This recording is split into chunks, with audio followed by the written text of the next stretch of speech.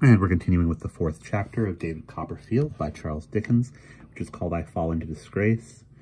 David has made the acquaintance of both Mr. and Miss Murdstone, who are not particularly kind to his mother and not particularly kind to him. Shall I ever forget those lessons?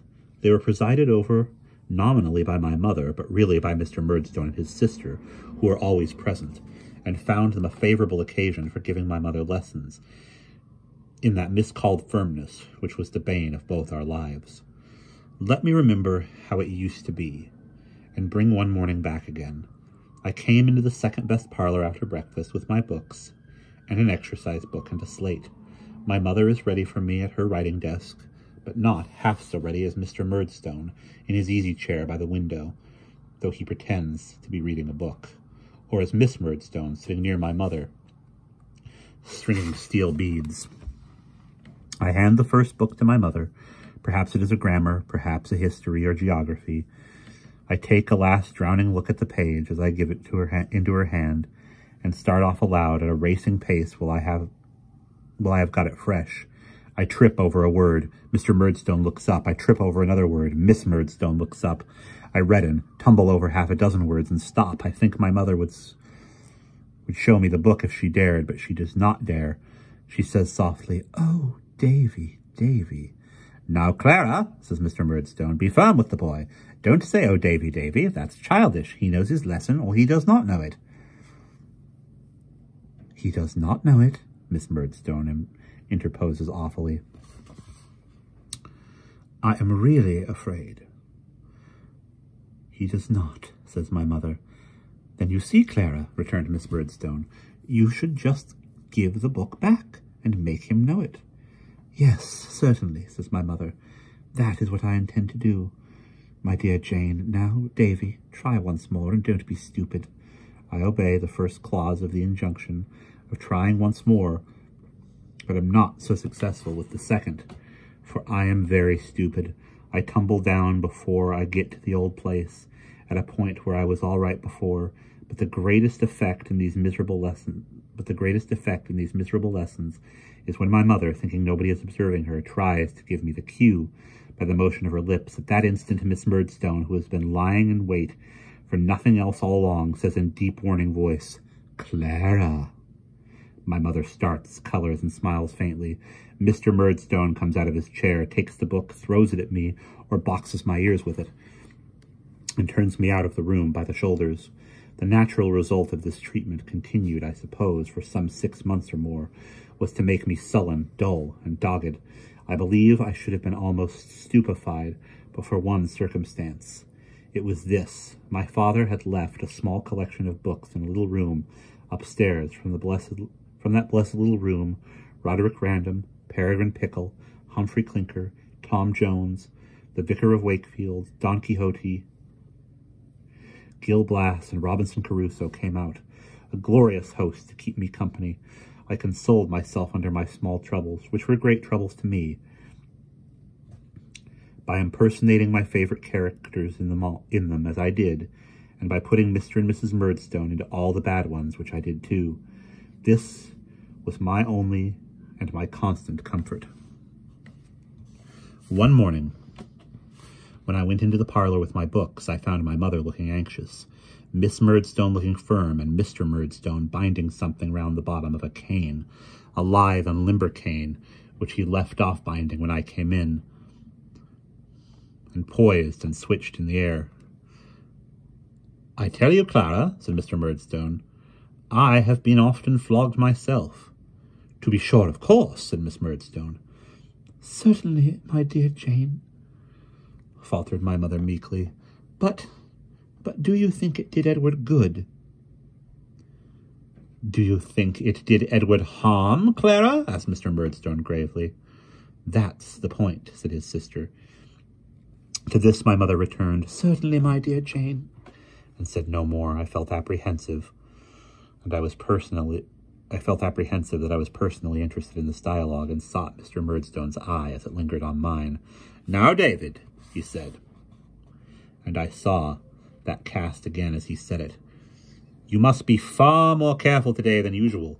He gave the cane another poise and another switch, and having finished my preparation of it, laid it down beside him with an expressive look, and took up his book.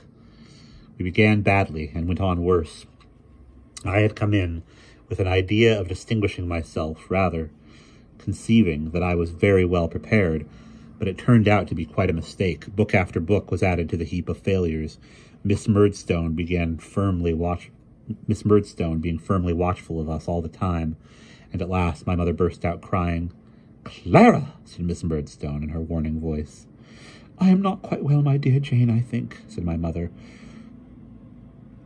I saw him wink solemnly at his sister as he rose, and said, taking up his cane, "Why, Jane, we can hardly expect Clara to bear with perfect firmness the worry and torment that David has occasioned her today. That would be stoical. Clara is greatly strengthened and improved, but we can hardly expect so much from her. David, you and I will go upstairs, boy." As he took me out the door, my mother ran toward us. Miss Murdstone said, "Clara, are you a perfect fool?" and interfered. I saw my mother stop her ears then, and I heard her crying.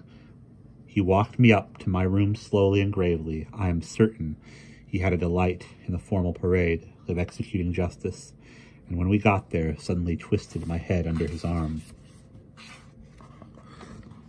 "Mr. Murdstone, sir," I cried to him. Pray don't beat me. I have tried to learn, sir, but I can't learn where you and Miss Murdstone are by. I can't, indeed." "Can't you, indeed, David?" he said. "We'll try that." He had my head in a vice, but I twisted round him somehow and stopped him for a moment, entreating him not to beat me. It was only for a moment that I stopped him, for he cut me heavily an instant afterward, and in the same instant I caught the hand with which he held me by my mouth. I caught the hand with which he held me in my mouth between my teeth, and bit it through. It sets my teeth on edge to think of it. He beat me then as if he would have beaten me to death.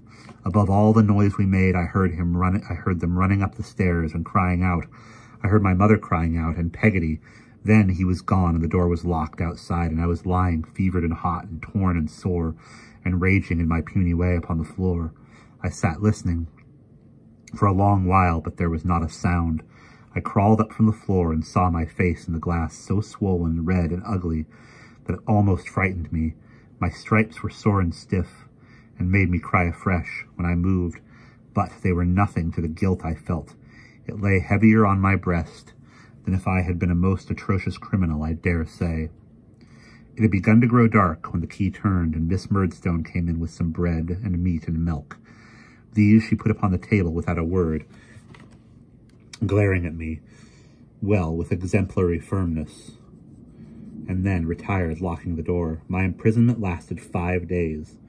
On the last night of my restraint, I was awakened by hearing my own name spoken in a whisper. I groped my way to the door, putting my own lips to the keyhole, and whispered, "Is that you, Peggotty, dear?" "Yes, my own precious Davy," she replied. "Be as soft as a mouse, or the cat'll hear us." I understood this to mean Miss Murdstone, and was sensible of the urgency of the case, her room being close by. "How's Mamma, dear Peggotty? Is she very angry with me?" I could hear Peggotty crying softly on her side of the keyhole, as I was doing on mine, before she answered, "No, not very." "What is going to be done with me, Peggotty dear, do you know?" "School, near London," was Peggotty's answer. Then Peggotty fitted her mouth close to the keyhole, and delivered these words through it, with as much feeling and earnestness as a keyhole has ever been the medium of communicating. I will venture to assert, shooting in each broken little sentence, in a convulsive little burst of her own, "Davy, dear, if I ain't been exactly as intimate with you lately as I used to be, it ain't because I don't love you just as well and more, my pretty poppet. It's because I thought it better for you and for someone else besides. Davy, my darling, are you listening? Can you hear?"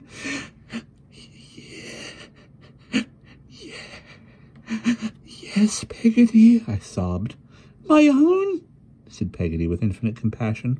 "What I want to say is that you must never forget me, for I'll never forget you, and I'll take as much care of your Mamma, Davy, as I ever took of you, and I won't leave you. The day may come when she'll be glad to lay her poor head on her stupid, cross old Peggotty's arm again. And I'll write to you, my dear, though I ain't no scholar, and I'll... Peggotty fell to kissing the keyhole as she couldn't kiss me. We both of us kissed the keyhole with the greatest affection. I patted it with my hand, I recollect, as if it had been her honest face, and parted. In the morning I found my mother very pale with red eyes, into whose arms I ran and begged her pardon from my suffering soul.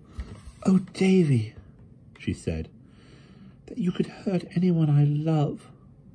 Try to be better, pray to be better. I forgive you, but I am so grieved, Davy, that you should have such bad passions in your heart." They had persuaded her that I was a wicked fellow, and she was more sorry for that than for my going away.